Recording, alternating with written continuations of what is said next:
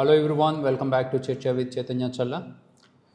So ఇవాళ morning వాళ్ళు coming to office ఒక ఇంట్రెస్టింగ్ లైన్ నేను ఎప్పుడో నోట్స్లో రాసుకున్నది ఒకటి గుర్తుకొచ్చింది.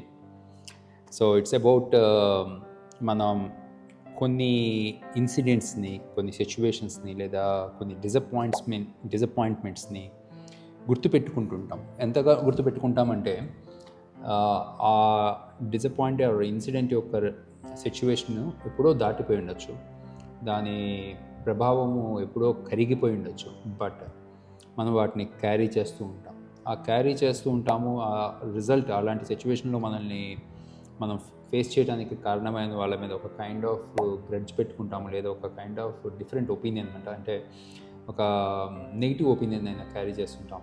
సో వాళ్ళు గుర్తొచ్చిన ప్రతిసారి మనకి లోపల ఎమోషన్ అనేది రీట్రిగ్గర్ అవుతుంటుంది. ఆ ఇన్సిడెంట్ గుర్తొచ్చిన ప్రతిసారి మనకి ఒక కైండ్ ఆఫ్ డిస్సాటిస్ఫాక్షన్ అవ్వచ్చు, ఒక కోపం అవ్వచ్చు, అలా various emotions which are definitely not a positive emotion, but అవి డామినేట్ చేస్తుంటాయి.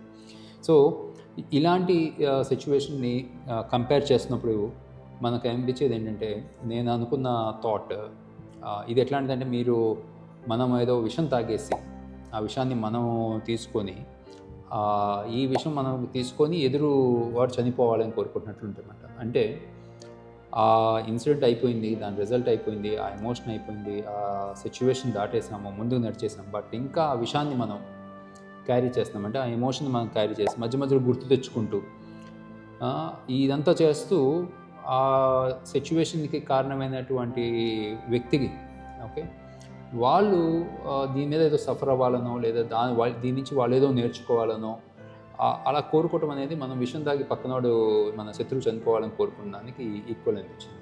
So the best thing what I feel is yes, lot of disappointments ఉంటాయి. అది వర్క్లో అవ్వచ్చు, లేదా ఫ్యామిలీ ఫ్రంట్ అవ్వచ్చు, వేరియస్ సిచ్యువేషన్స్లో అవ్వచ్చు. లాట్ ఆఫ్ ఇన్సిడెంట్స్ మనకి నచ్చినవి జరుగుతుంటాయి.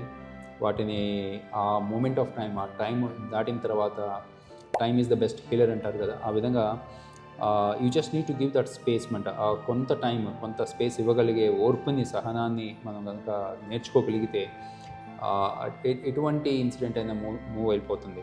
కానీ కాన్షియస్గా మనం ప్రాక్టీస్ చేయాల్సిన సిచ్యువేషన్ ఏంటంటే, ఫర్గివ్నెస్ అనొచ్చు, క్షమించమని చెప్పచ్చు, లేదా క్షమించడం అనేది కూడా పట్టించుకోవాల్సిన అవసరం లేదు. ఇన్ ఎ సెన్స్ ఇగ్నోర్ చేస్తే చాలు. మనకి అటువంటి ఎమోషన్ని ట్రిగ్గర్ చేసినటువంటి ఇన్సిడెంట్ని కానీ, అలాంటి ఎమోషన్ ట్రిగ్గర్ చేసినటువంటి పీపుల్ని కానీ, వాళ్ళ ఆలోచనని కానీ మనం ఎప్పుడైతే ఇగ్నోర్ చేయటమో అని మనం అలవాటు చేసుకోగలుగుతామో, వాళ్ళ ఎగ్జిస్టెన్స్ని పట్టించుకోవద్దు. ఎప్పుడైతే అలాంటి స్టేట్ని మీరు అలవాటు చేసుకుని ఉంటారో, మీ ఎమోషన్స్, మీ ఎనర్జీ పాజిటివ్గా ఉంచుకునే శక్తి మీకు ఆటోమేటిక్గా వస్తుంది. డే 1 ఇది సాధ్యం కాకపోవచ్చు, కానీ కాన్షియస్ మైండ్తో ఎప్పుడైతే మీరు the moment you are getting that zone of thought, immediately tell your self, boss నేను విషయం తాగకూడదు, I don't want to carry this poison అనుకొని, అట్లాంటి ఏదైనా మీకు నచ్చినటువంటి ఒక మైండ్ థాట్ మీరు పెట్టుకున్నారంటే, ఇలాంటి సిచ్యువేషన్స్ ఫేస్ చేస్తూ ఉంటాం జీవితంలో, కానీ వాటిని క్యారీ చేయకుండా ముందుకు వెళ్ళడం అనేది చాలా ఈజీ అనిపిస్తుంది. సో మీకు ఇలాంటి సిచ్యువేషన్స్ అంతకుముందు ఫేస్ చేసి, మీరు ఎప్పుడైనా విషయం తాగి పక్కనాడు మీ శత్రువు, మీ దట్ సిచ్యువేషను, మీరు విషయం తాగి అవతల వాడిని చనిపోవాలని ఎదురు చూస్తున్నటువంటి సిచ్యువేషన్స్ ఉంటే కనుక, please think about this video and find your own mind that to come out of it. Thank you for watching this video.